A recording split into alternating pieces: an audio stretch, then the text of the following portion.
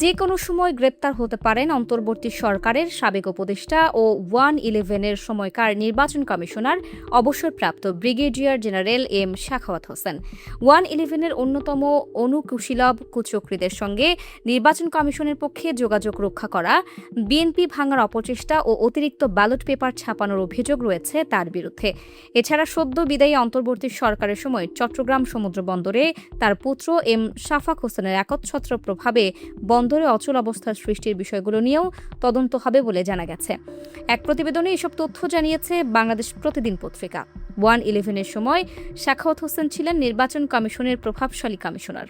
সম্প্রতি অবসরপ্রাপ্ত lieutenant general Masud Uddin Chowdhury ও অবসরপ্রাপ্ত লেফটেন্যান্ট জেনারেল শেখ মামুন খালেদকে গ্রেপ্তারের পর সাখাওয়াত হোসেন সম্পর্কে চাঞ্চল্যকর তথ্য জানা গেছে।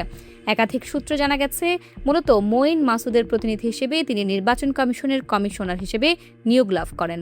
তার দায়িত্ব ছিল কমিশনের পক্ষে কুচক্রীদের সঙ্গে যোগাযোগ রক্ষা করা। বাংলাদেশ প্রতিদিন পত্রিকা জানিয়েছে, 1-11-এর সময় মঈন মাসুদ ও শেখ মামুনের অন্যতম সহযোগী হিসেবে যেসব অপকর্মের অভিযোগ পাওয়া গেছে সেগুলোর সত্যতা যাচাই করতে যে কোনো সময় গ্রেপ্তার হতে পারেন সাখাওয়াত হোসেন। বর্তমানে তিনি গোয়েন্দা নজরদারিতে আছেন বলেও একাধিক সূত্র বাংলাদেশ প্রতিদিনকে নিশ্চিত করেছে। এ প্রসঙ্গে নাম প্রকাশ না করে একজন সাবেক উপদেষ্টা বাংলাদেশ প্রতিদিনকে বলেন, 1-11-এর সময় বিএনপির বিরুদ্ধে ব্রিগেডিয়ার সাখাওয়াত হোসেন যা করেছেন সেগুলো থেকে বাঁচার জন্য তিনি অন্তর্বর্তী সরকারকে প্রশ্নবিদ্ধ করার মতো বক্তব্য দিয়ে বিএনপির কাছে ভালো থাকার অপচেষ্টা করেছেন।